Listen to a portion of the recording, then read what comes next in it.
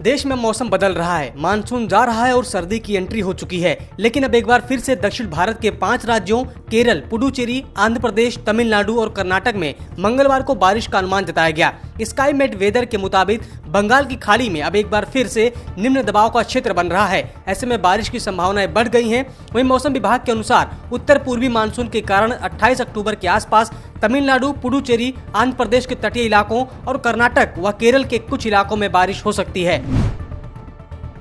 झारखंड के अधिकांश हिस्सों में सोमवार को दक्षिण पूर्व मानसून की विदाई हो गई और अब न्यूनतम तापमान में गिरावट दर्ज होने की संभावना है। रांची स्थित भारतीय मौसम विज्ञान केंद्र के निदेशक डॉक्टर SD कोटाल ने बताया कि झारखंड के अधिकांश हिस्सों से आज मानसून की विदाई हो गई। उन्होंने बताया कि पिछले 24 घंटे में राज्य भर में मौसम शुष्क रहा और अगले 5 दिनों में ठंड बढ़ने के आसार हैं। हरियाणा के बल्लभगढ़ में सरेआम छात्रा की हत्या के मामले में बवाल बढ़ गया है। धरने पर बैठा पीड़ित परिवार लगातार इंसाफ की मांग कर रहा है। परिवार ने दिल्ली मथुरा हाईवे को जाम कर दिया। पुलिस ने भले ही मुख्य आरोपी तौसीफ समेत दोनों आरोपियों को गिरफ्तार कर लिया हो, लेकिन लोगों की नाराजगी फूटी है। परिवार का कहना है कि हम प्रधानमंत्री नरेंद्र मोदी से अपील करते हैं कि अगर यूपी में अपराधियों का एनकाउंटर हो सकता है तो हरियाणा में क्यों नहीं हो सकता। हमें यूपी जैसा न्याय चाहिए। जम्मू कश्मीर में अब देश का कोई भी व्यक्ति जमीन खरीद सकता है और वहां पर बस सकता है। गृह मंत्रालय द्वारा मंगलवार को इसके तहत एक नया नोटिफिकेशन जारी कर दिया गया। इसके तहत कोई भी भारतीय अब जम्मू कश्मीर में फैक्ट्री, घर या दुकान के लिए जमीन खरीद सकता है। इसके लिए किसी तरह के स्थानीय निवासी होने की सबूत देने की जरूरत नहीं होगी। हालांकि अभी खेती की जमीन को लेकर रोक जारी रहेगी।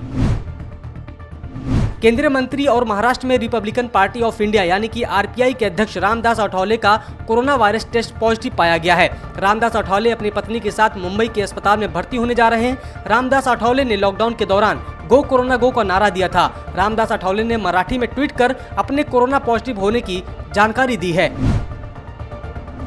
कई हिंदी फिल्मों और टीवी सीरियल में काम कर चुकी अभिनेत्री मालवी मल्होत्रा पर जानलेवा हमला हुआ है। हमले के बाद मालवी मल्होत्रा का मुंबई के कोकिलाबेन धीरूभाई अंबानी अस्पताल में इलाज चल रहा है। इस मामले को लेकर मुंबई के वर्सोवा पुलिस थाने में शिकायत दर्ज कराई गई है।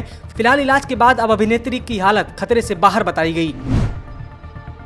भारत और अमेरिका के बीच ऐतिहासिक basic exchange and cooperation agreement यानी कि BECA समझौते पर हस्ताक्षर हो गए हैं।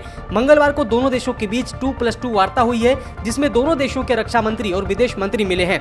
रक्षा मंत्री राजनाथ सिंह ने अपने बयान में कहा है कि भारत और अमेरिका की दोस्ती लगातार मजबूत हुई है।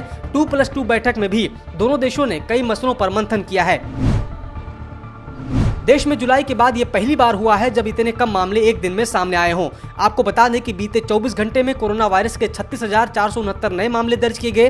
वहीं पिछले 24 घंटे में ही 63,842 मरीज ठीक हुए हैं। हालांकि इस दौरान 488 लोगों की मौत हो गई। देश में कुल कोरोना वायरस संक्रमितों की संख्या 79,46,430 हो गई है। वहीं कुल कोरोना से मरने वालों की संख्या 1,19,502 हो गई। ठीक हो चुके मरीजों की संख्या 72,01,000 के पार हो गई है, जबकि एक्टिव केस की संख्या घटकर 6,25,000 पहुंच गई है। झारखंड में बीते एक दिन में 220 नए कोरोना संक्रमित मरीज मिले हैं और 6 लोगों की मौत हो गई। इसके साथ ही पॉजिटिव मरीजों की संख्या बढ़कर 99,906 हो गई। वहीं राज्य में अब तक 872 कोरोना संक्रमितों की मौत हो चुकी है। हालांकि अच्छी बात यह है कि राज्य में करीब 93% से अधिक लोगों ने कोरोना को मात देने में सफलता हासिल की है। प्रदेश में अब तक 93,368 लोग ठीक हो चुके हैं। वहीं 5,666 सक्रिय मामलों का इलाज चल रहा है। दुमका विधानसभा उपचुनाव के लिए 3 नवंबर को मतदान होना है।